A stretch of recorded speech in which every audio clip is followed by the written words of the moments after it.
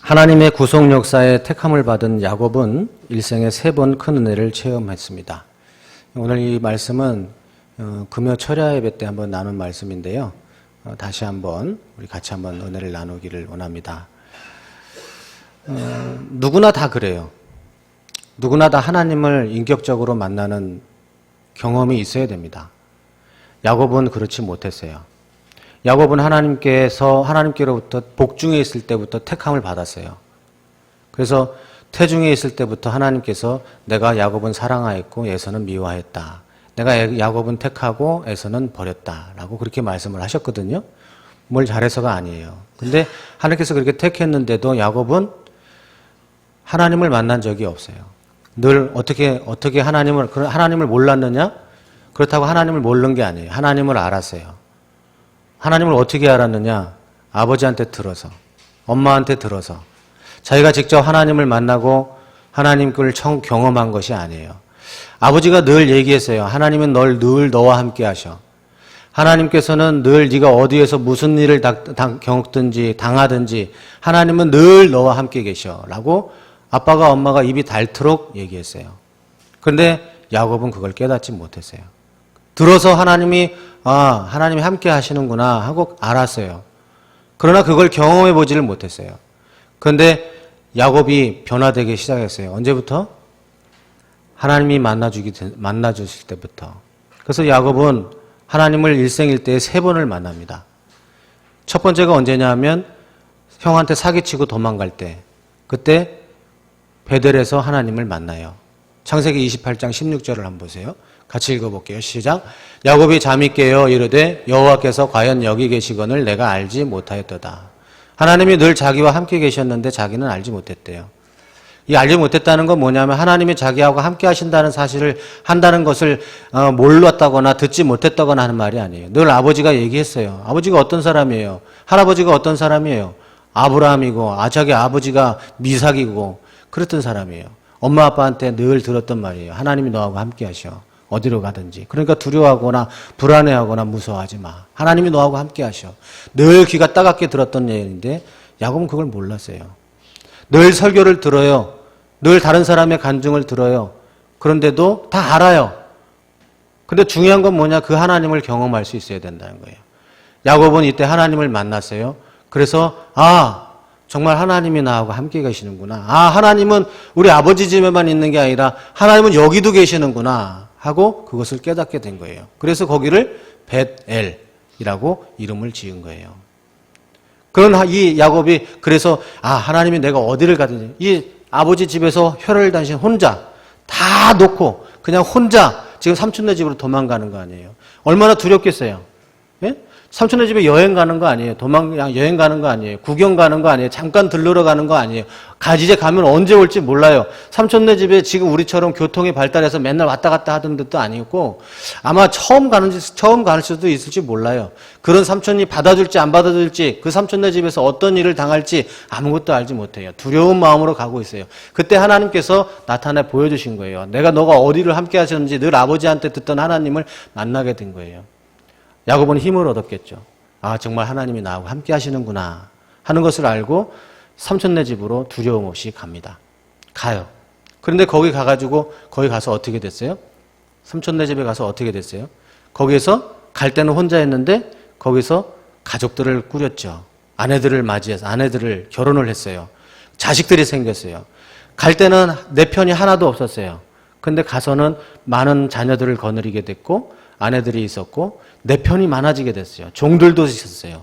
그리고 뿐만 아니에요. 거부가 됐어요. 부자가 됐어요. 돈을 많이 벌었다고요. 갈 때는 빈손이었고 내 편이 하나도 없었어요. 근데 하나님께서 내가 너하고 어디를 가든지 함께 해줄게 하고 그 말씀에 힘입어서 두렵고 떨렸지만 그래도 삼촌네 집에 가서 거기서 20년을 열심히 일했어요. 그래서 아내들도 얻게 됐고 자녀들도 얻게 됐고 종들도 많아졌어요. 내 편이 많아졌어요. 내가 뭐든지 할 수 있는 힘이 많아졌어요. 재산이 많아졌어요. 돈이 많아졌어요. 재산이 많아지고 돈이 많아지니까 힘이 생겼어요. 그리고 나서 이제 아버지 집으로 돌아가려고 했어요. 가나안으로 돌아가려고 하는 길이었어요.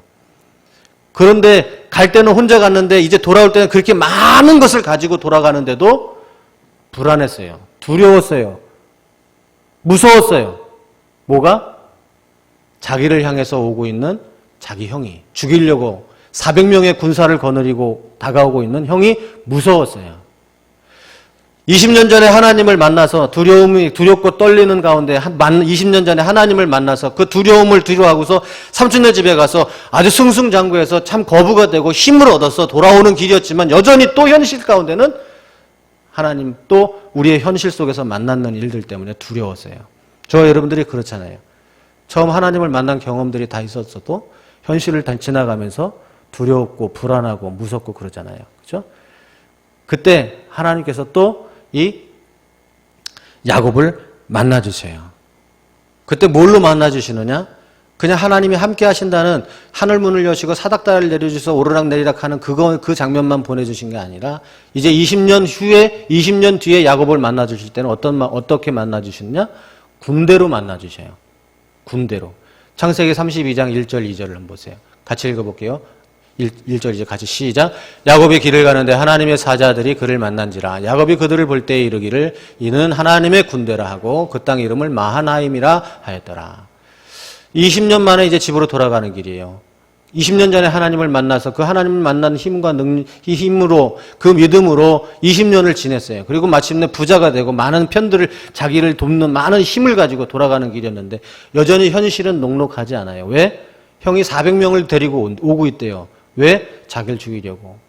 그 현실 앞에서 이 야곱은 또 무섭고 두려워져요. 그때 하나님은 이 야곱에게 다시 나타나요. 뭘로? 에서가 데리고 오는 400명의 군대를 대항하는 하나님의 군대가 너하고 함께 있다는 모습으로 나타나 주셔요. 야곱이 왜 두려워요? 왜 무서워요? 에서가 거느리고 오는 400명의 군대, 자기를 죽이려고 다가오는 400명의 군대가 무서운 거, 두려운 거예요. 그게 현실이에요. 그 현실 앞에서 하나님은 뭘 보여주셨느냐? 하나님의 사자를 보여주셨는데 그 하나님의 사자를 군대의 모습으로 보여줬어요. 그래서 야곱이 자기 말로 이름하여 그 지역이 그 하나님의 군대를 본 그 지역 이름을 뭐라고 불렀느냐? 마하나임. 그게 하나님의 군대라는 뜻이에요. 그 하나님의 군대를 보게 해주신 거예요. 그리고 이 야곱은 다시 그거에 힘입어서 그걸 힘입어서 또 다시 가나안 땅으로 가는 발걸음을 다시 떼게 돼요. 그러나 그렇다고 해서 그의 두려움이 완전히 끝나지는 않아요. 계속 두려워요. 계속 무서워요. 계속 걱정이 돼요. 계속 불안해요. 그런 하나님께서 야곱을 다시 만나주세요. 야복강에서. 저와 여러분들이 잘 알고 있는 야복강에서 하나님은 이 야곱을 다시 한번 만나주세요. 그리고 거기서 야곱과 함께 씨름을 해주셔요. 오늘은 그 씨름에 관한 이야기를 같이 한번 나누고 은혜를 나누기를 원합니다. 그 씨름의 의미가 뭔지, 야곱이 하나님을 만나서 하나님의 사자와 씨름하였는데 그 씨름의 의미가 뭔지를 같이 한번 나누고 은혜를 나누는 저와 여러분들이 되시기를 주님의 이름으로 축원합니다. 야곱은 형 에서가 400명의 군대를 거느리고 자기 쪽으로 오고 있다는 소식을 듣고 에서를 위해서 예물을 준비해요. 13절에서 16절을 한번 보세요. 13절에서 16절. 야곱이 야복강에서 밤을 지내고서 그 소유 중에서 형 에서를 위해서 예물을 보내요. 예물을 정해요. 어떤 예물을 보내야 되겠다 하고 정해요. 그 예물들이 뭐냐? 암염소가 200마리, 순염소 20마리, 암양 200마리, 순양 20마리. 15절. 전나는 낙타 30마리, 또 그 새끼, 그리고 암소가 40마리, 황소가 10마리, 암낙이 20마리, 그리고 그 새끼, 낙이 10마리. 이렇게를 택해요. 구별한다고요. 그래서 그거를 왜 택했느냐? 왜 구별했느냐? 형한테 주려고.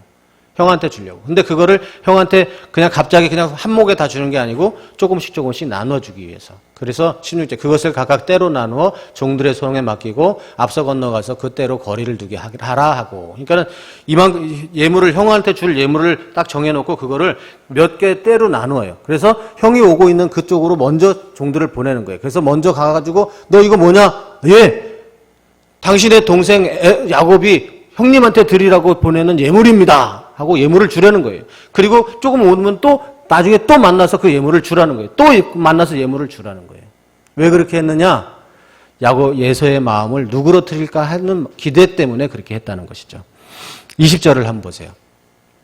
내가 내 앞에 보내는 예물로 형의 감정을 푼 후에 대면하면 형이 혹시 나를 받아주리라 함이었더라 그랬어요. 그러니까 형한테 이 예물 좀 갖다 바치면 형이 마음 좀 누그러뜨려서 나에 대한 좀 분노가 좀 가라앉고 그래서 나를 죽이려고 하는 그런 마음들이 조금 녹아지지는 않을까 해서 그렇게 했다는 거예요.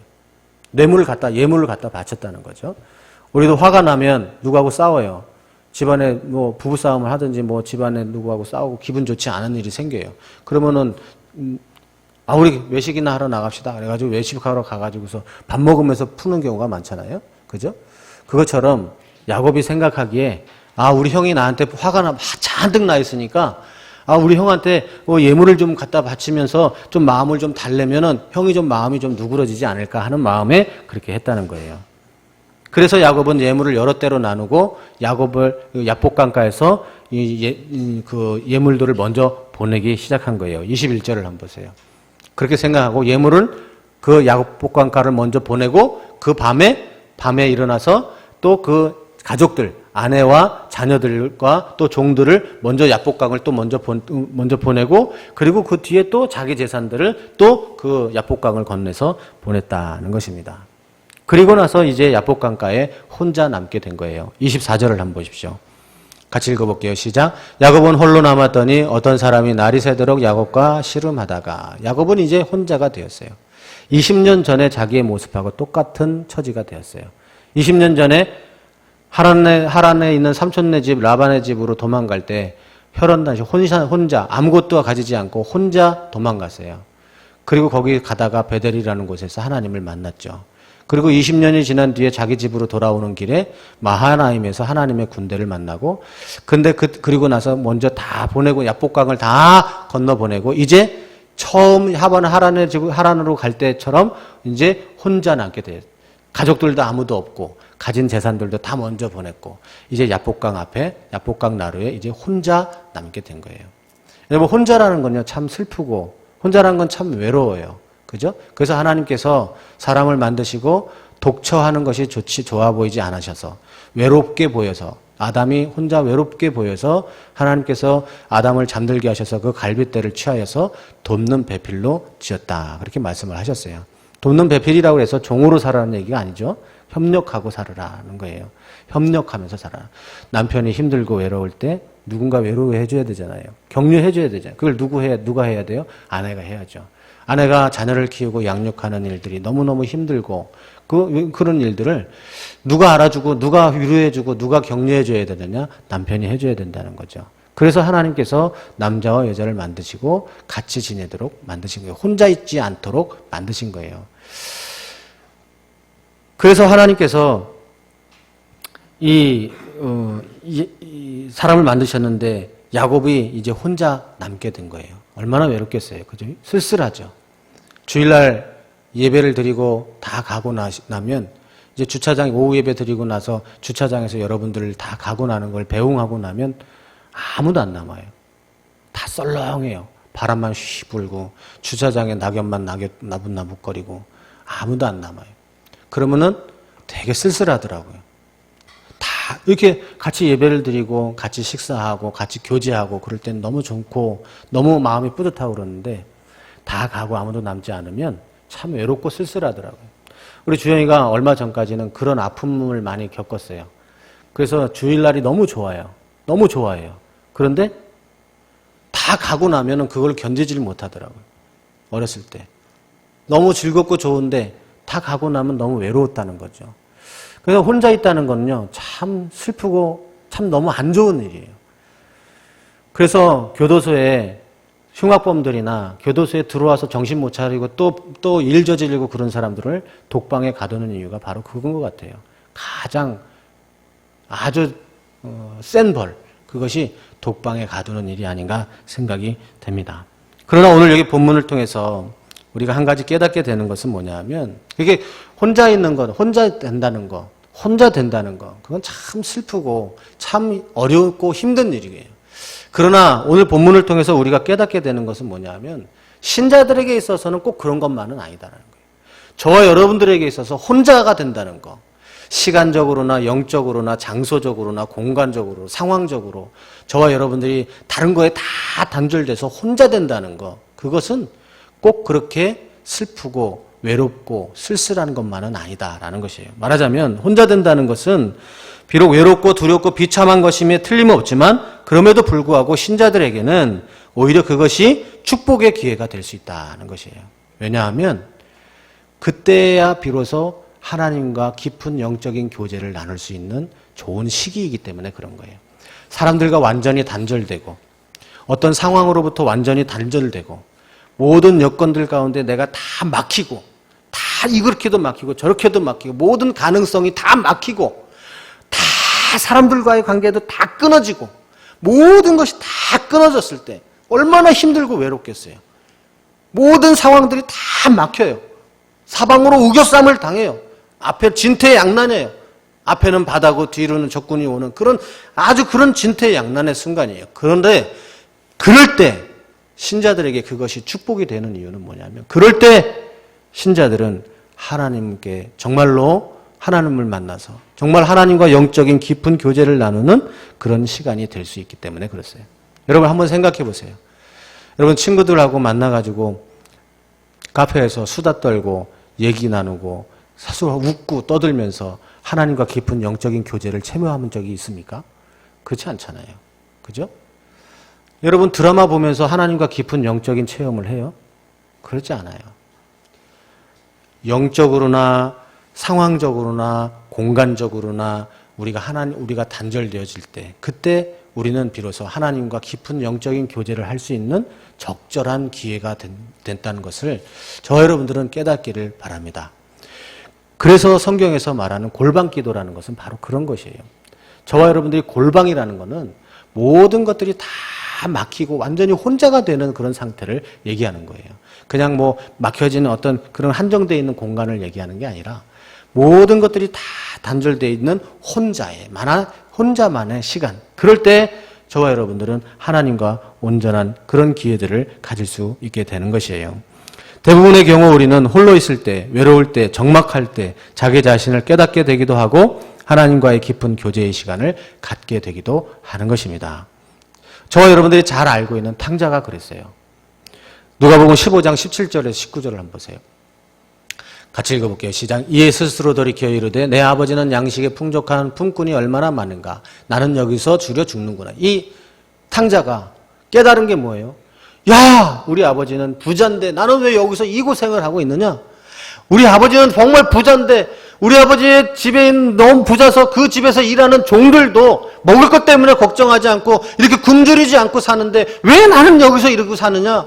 야, 내가 아버지한테 가서 용서를 구해야 되겠다. 아버지한테 내가 한 거 정말 잘못한 일이라고 용서를 구해야겠다. 하늘 아버지에게 용서를 구해야 되겠다. 우리 아버지는 이런 분인데 왜 나는 이러고 사느냐 하고 깨닫게 된 거예요.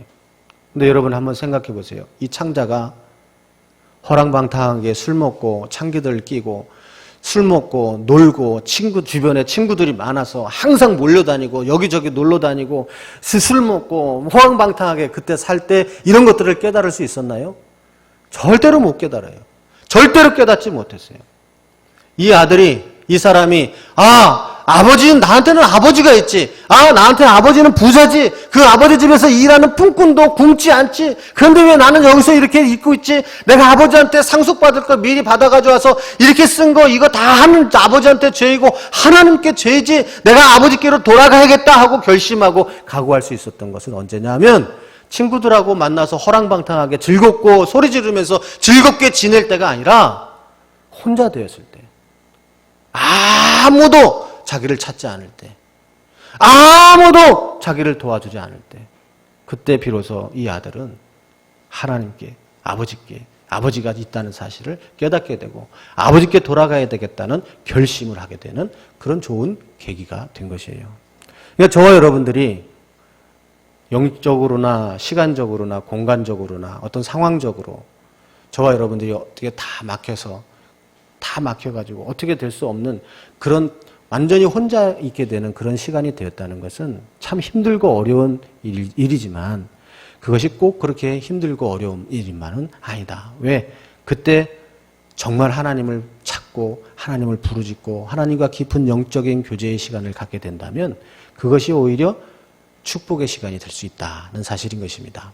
혹시 여러분들 가운데 이와 같은 경험들을 지금 하고 있는 분들이 있다면 낙심하지 마시고 하나님께 더 부르짖고 하나님께 더 기도하고 간구하는 저와 여러분들이 되시길 바랍니다.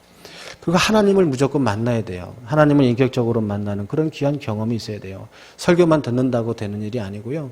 사람들한테 엄마 아빠한테 듣는다고 될 일이 아니에요. 내가 하나님을 만나야 되는 거예요. 이 야곱이 하나님을 만난 것처럼 저와 여러분들이 하나님을 만날 수 있어야 하는 것입니다. 야곱도 마찬가지였어요. 24절을 한번 보세요. 야곱은 홀로 남았는데 어떤 사람이 야곱을 찾아와서 날이 새도록 야곱과 씨름했다 그랬어요. 야곱이 그 사람을 찾아가가지고 야곱이 그 사람을 불러가지고 초청해서 싸운 것이 아니에요. 어떤 사람이 찾아왔다. 어떤 사람이 찾아와서 싸움을 걸었다. 이 말은 뭐냐면 여기에 싸움하다 씨름하다 이 말은 뭐냐면 기도했다는 뜻이에요.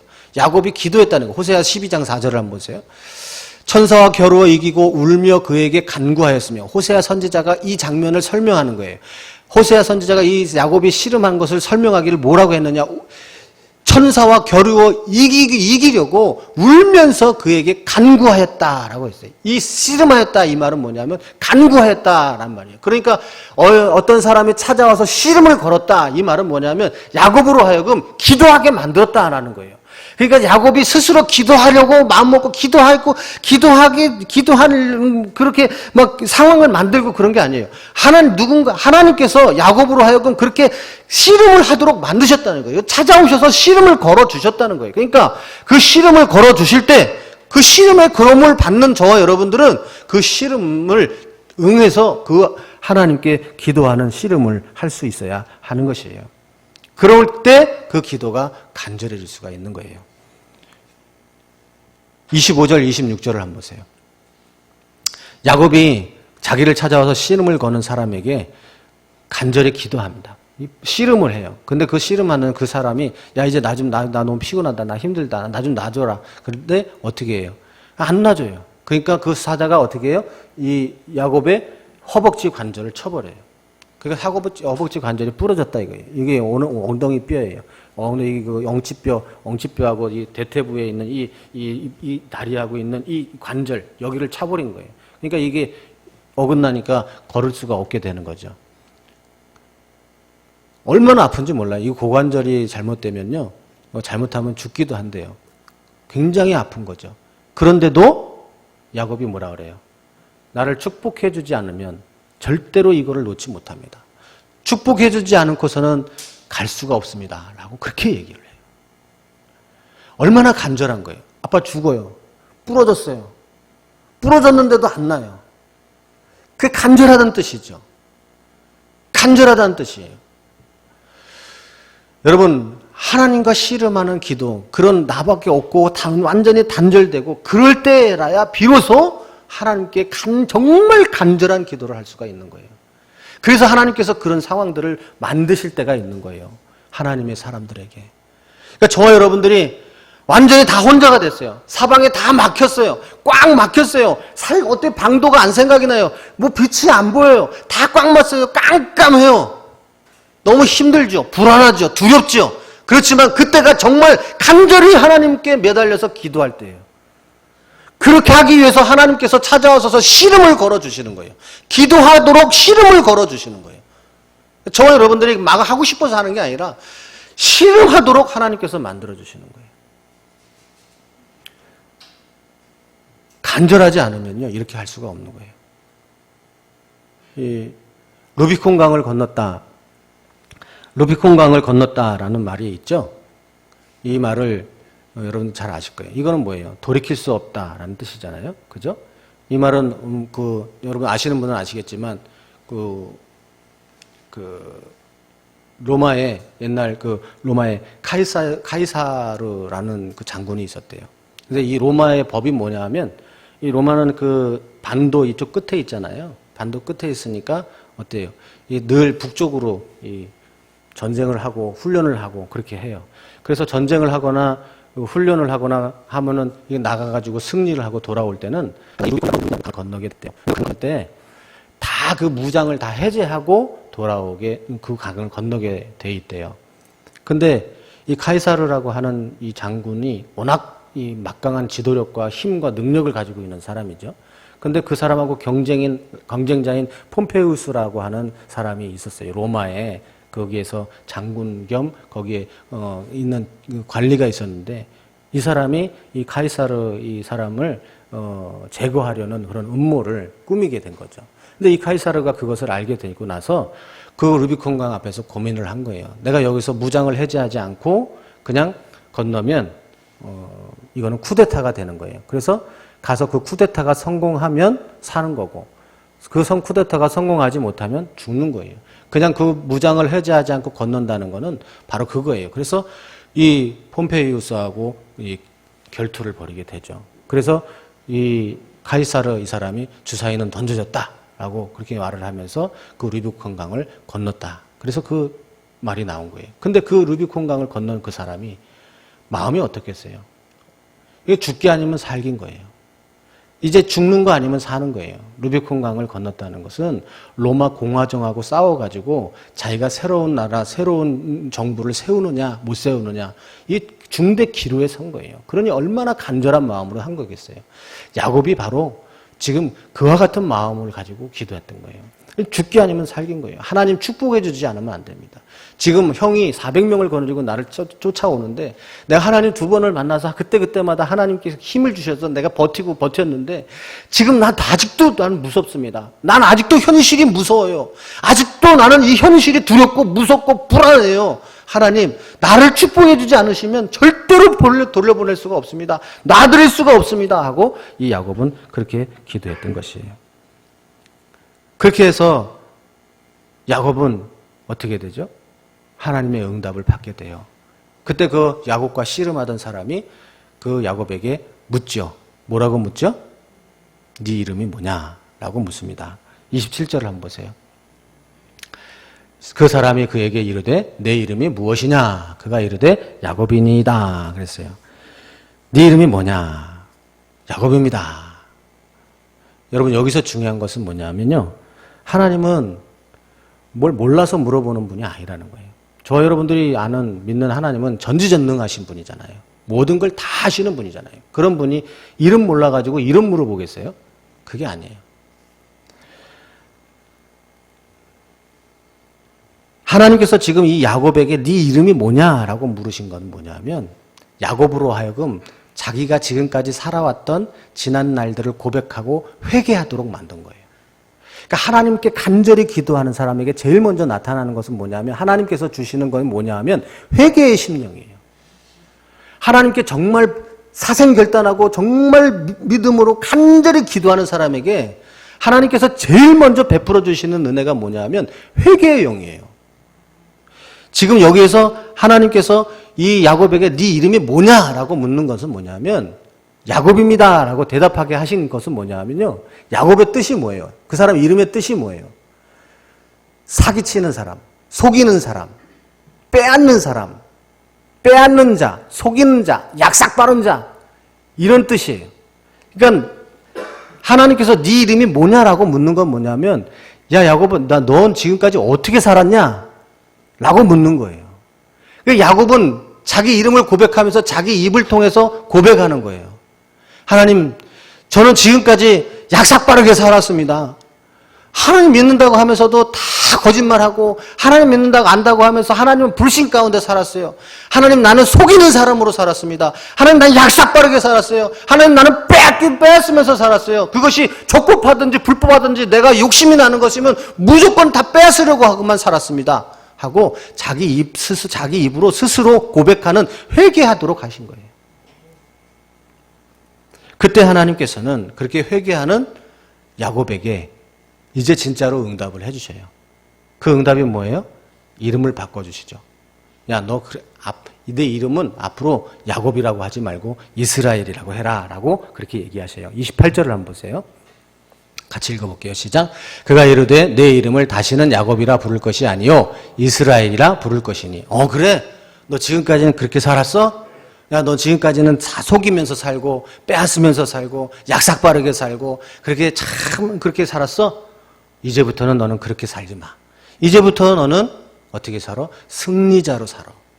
이스라엘로 살아. 라고 하나님께서 그렇게 말씀을 해주신 거예요. 이 이스라엘은 하나님과 싸우러, 하나님과 더불어, 하나님과 및 사람들과 겨루어 이겼다라는 그런 의미의 이야기인 것이에요. 그러니까 하나님이 이 싸움에서 이겼다.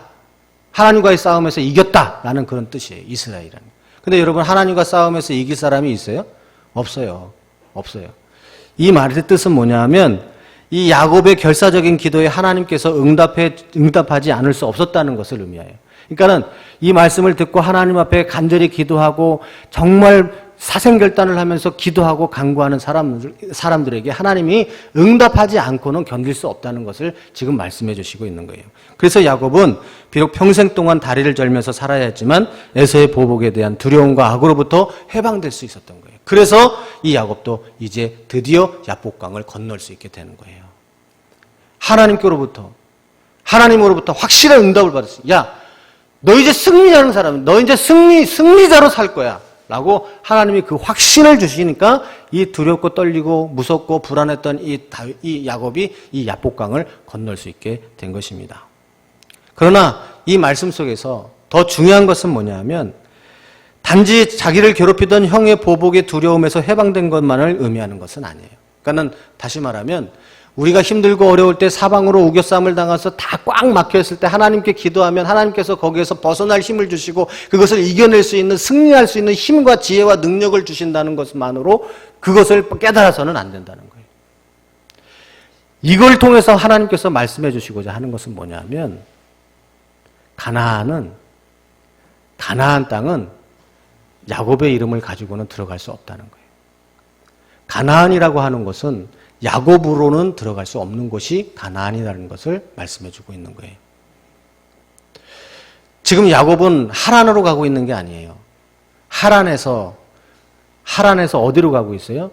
아버지가 살고 있는 가나안 땅으로 지금 가고 있는 거예요. 야복강을 건너서 아버지 땅으로 가야 돼요. 근데 그 야복강을 건널 수 있는 사람, 요단강을 건널 수 있는 사람, 애굽의 홍해를 건널 수 있는 사람은 누구냐 하면 거듭난 사람이 아니면 다시 태어난 새 사람이 아니면 거길 건널 수가 없다는 거예요. 그래서 하나님께서는 홍해를 이 사람들이 세례를 통해서 건너게 해주신 거예요. 하나님께서 지금 야곱에게 이름을 바꿔주신 이유는 뭐냐면 가나안으로 들어가는 것은 야곱으로 살았던 그 이전에 너가 살았던 그 야곱의 삶을 가지고서는 들어갈 수 없다는 것을 말씀해 주는 거예요. 이제 네가 이스라엘로 거듭나지 아니하고 새 사람으로 거듭나지 않고서는 네가 그 가나안으로 들어갈 수가 없다는 것을 말씀해 주는 거예요. 단순히 우리가 하나님께 기도하면 우리가 꽉 막힌 것들이 비결이 생겨나고 어떤 구멍이 생기고 솟아날 구멍이 생기고 막 그런 것들만 생각하는 것이 아니라 하나님께서 여기에서 기도하는 이 하나님 앞에 회개하는 기도하고 간절히 기도했던 이 야곱에게 회개의 영을 부어주시고 하나님께서 이스라엘이라는 이름을 부어주신 것은 뭐냐면 기도하게 하시고 회개하게 하시고 그에게 말씀과 성령의 능력으로 변화되어지는 새 사람을 살 수 있게 해주신다는 거예요. 그래서 새 사람이 되어야지만 하나님 나라에 갈 수 있게 된다는 거예요. 저와 여러분들이 이 세상에서 하나님 앞에 기도하고 간구하면 하나님이 응답해 주시고 복 주시고 능력을 주시기도 해요. 그러나 그렇게만 살면 뭐 하겠어요? 저와 여러분들이 계속 김대지로 살아서는 하나님 나라에 들어갈 수가 없다는 거예요. 변화된 그리스도인이 되어야 된다는 거죠. 그래야 하나님 나라에 들어갈 수가 있다는 거예요. 그래서 저와 여러분들 모두에게 하나님께서 성경을 통하여 붙여주신 이름이 뭐냐면 그리스도인, 새 사람이라는 거예요. 그리스도를 따르는 사람, 새 사람. 하나님께서 저와 여러분들을 찾아오셔서 씨름을 걸어주시고 그리고 그 간절한 씨름을 하게 해주시고 그리고 우리의 지혜와 지식으로 또 우리의 마음으로 우리의 양심으로는 회개할 수 없는 것들을 회개하도록 만들어주셔서 하나님께서 우리들을 새로운 영으로 새 사람으로 바꾸어 주시는 거예요. 그래서 가나안 땅으로 들어갈 수 있는 합당한 자들이 될 수 있도록 해주시는 것입니다. 요한복음 3장 5절을 한번 보십시오. 같이 읽어볼게요. 시작. 예수께서 대답하시되 진실로 진실로 내게 이르노니 사람이 물과 성령으로 나지 아니하면 하나님의 나라에 들어갈 수 없느니라. 물과 성령으로 거듭나지 않고는 안 된다는 거예요. 물과 성령으로 거듭나지 않게 한다. 그래서 하나님께서는 저와 여러분들에게 하나님을 만나게, 하나님이 찾아와서 만나주시고 씨름하게 해주시고 회개의 영을 부어주시고 그리고 그 회개에 따르는 세례를 베풀게 해주시고 그 세례를 따라서 우리가 새 사람을 입을 수 있도록 해주시는 거예요. 왜? 저와 여러분들이 가야 할 곳은 어디예요? 하나님께서 저와 여러분들 이 세상에서 인도해 주시고 함께 해주시고 함께 저와 여러분들 함께 어디를 가든지 인도해 주시는 것은 무슨 이유예요? 어디를 가게 하기 위해서요? 하나님 땅에 가기 위해서요? 거기서 잘 먹고 잘 살게 하기 위해서요? 아니에요. 하나님이 저와 여러분들과 동행해 주시고 인도해 주시고 기도에 응답해 주시고 함께 해 주시는 이유는 저와 여러분들이 어디에 도달하게 해 주시기 위해서냐? 가나안이라고 하는 하나님의 나라라고 하는 천국이라고 하는 곳에 이르게 하기 위해서예요. 그곳에 이르기 위해서는, 들어가기 위해서는 김대지로서는 들어갈 수가 없기 때문에 회개의 영을 주셔서 새 사람을 입게 해주시는 거예요. 새 이름을 주시는 거예요. 그리스도인이라는 새 이름을 주시는 거예요. 성령으로, 말씀으로 세례를 받지 않는 사람에게, 성령 세례를 받지 않는 사람은 말씀으로 새로운 세례를 받지 못한 사람은 그리스도인이 될 수가 없는 거예요. 그래서 이 땅에서 잘 살 수는 있어요. 부자로 살 수 있어요. 성공할 수는 있어요. 그러나 하나님의 나라가 상속받지는 못하는 거예요. 그게 에서예요. 그게 에서라고요. 에서는요, 야곱보다 더 부자예요. 이 야곱이 예물 다 갖다 바쳤잖아요. 다 갖다 바쳤을 때 에서가 하는 말이 뭐예요? 야, 이게 뭐냐. 나 이런 거 많아. 이게 뭐니, 이게 다. 나 이거 너무 많아. 나쁜 놈이잖아요. 동생 죽이려고 하고 하나님이 미워하는 사람이잖아요. 야곱은 하나님이 택한 사람이고 야곱은 미워하는 사람이잖아요. 근데 에서는 세상에서 너무 잘 살아요. 성공해요. 하나의 왕국을 이루고 살아요. 많은 것들을 소유하고 살아요. 그러나 그 에서는 새 사람이 없어요.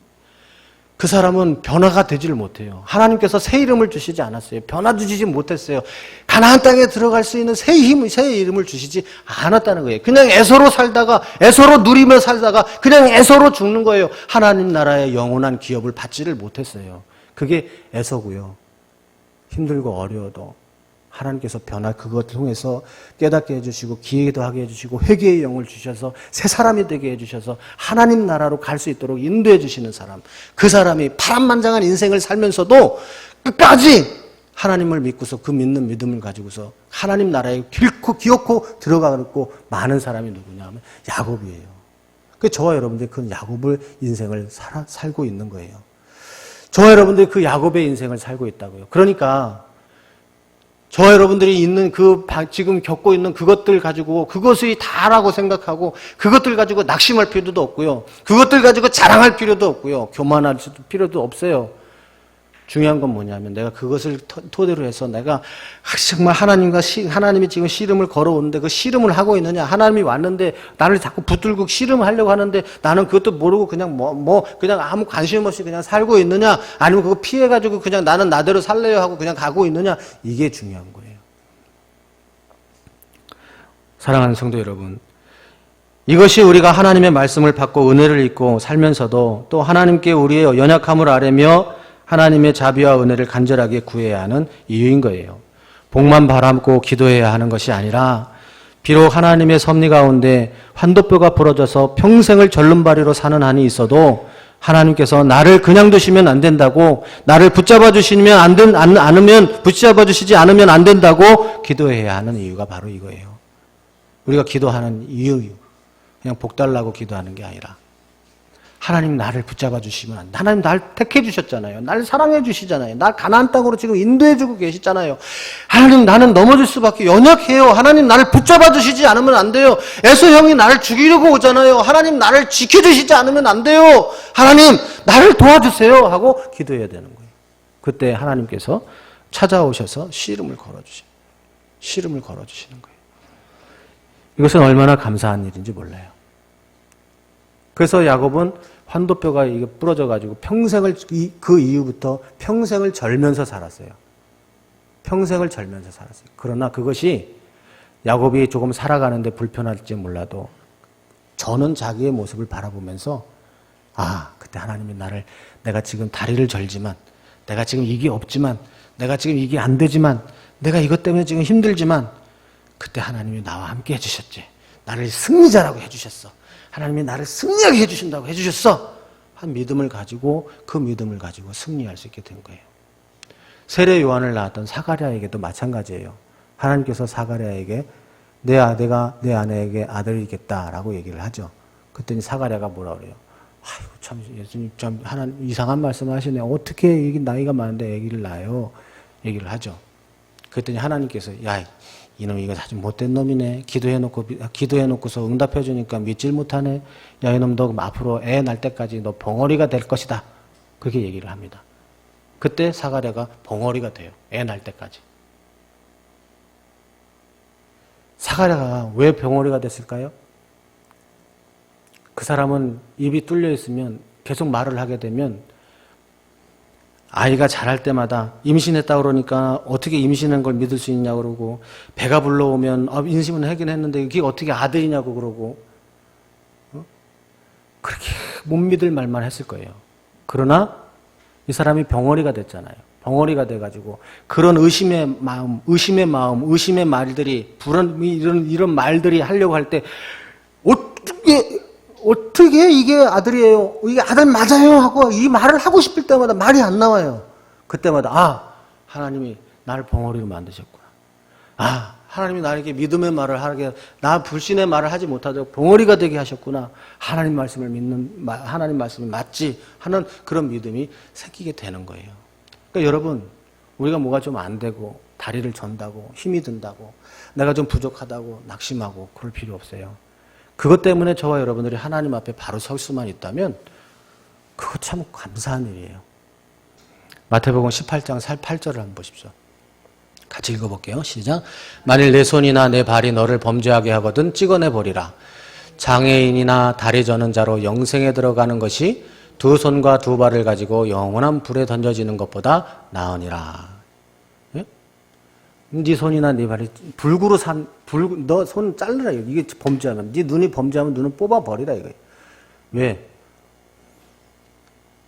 불구자로 천국에 들어가는 것이 팔 하나 없이 절면서 인생 사는 것이, 절면서 부족해서 힘이 없어서 불안하면서 그렇게 살면서 하나님 붙들고 하나님 믿고 의지하고 하나님 주시는 은혜로 새 사람이 돼서 사는 게 낫지.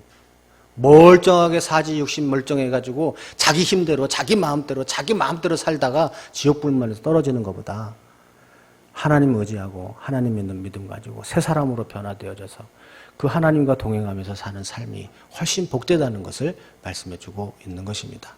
그러니까 여러분, 야곱의 씨름은요 바로 이거를 의미하는 거예요. 그냥 저와 여러분들이 단순하게 기도하면 하나님이 응답해 주시고 안 되는 것도 되게 해 주시고 막 복만 내려주시고 하는 그것만 의미하는 게 아니에요.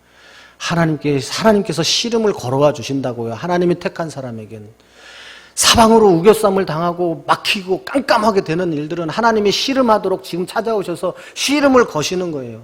그 씨름을 하면은 하나님의 뜻에 맞춰서 씨름을 간절히 붙들고 씨름을 하면 하나님께서 주시는 게 뭐냐? 제일 먼저 주시는 것이 회개의 은혜예요. 그 회개의 은혜를 하고 나면 하나님께서 이스라엘이다, 승리자로 살 것이다. 네가 지금은 다리를 절 거지만 너가 다리를 저는 것 때문에 네가 실패하지 않을 거다. 다리를 절지만 네 힘으로 뭐 할 수 없지만 너는 결국 승리자가 될 거다. 라는 하나님이 그 은혜를 주시는 거예요. 뿐만 아니라 저와 여러분들은 하나님의 자녀로 가나안 땅을 들어가는 그런 하나님의 자녀가 되는 은혜를 베풀어 주시는 것입니다. 오늘 이 시간에 우리를 찾아오셔서 씨름을 거시는 하나님과 씨름하여 승리하고 분이엘의 아침을 맞는 저와 여러분들이 다 되시기를 주님의 이름으로 축원합니다.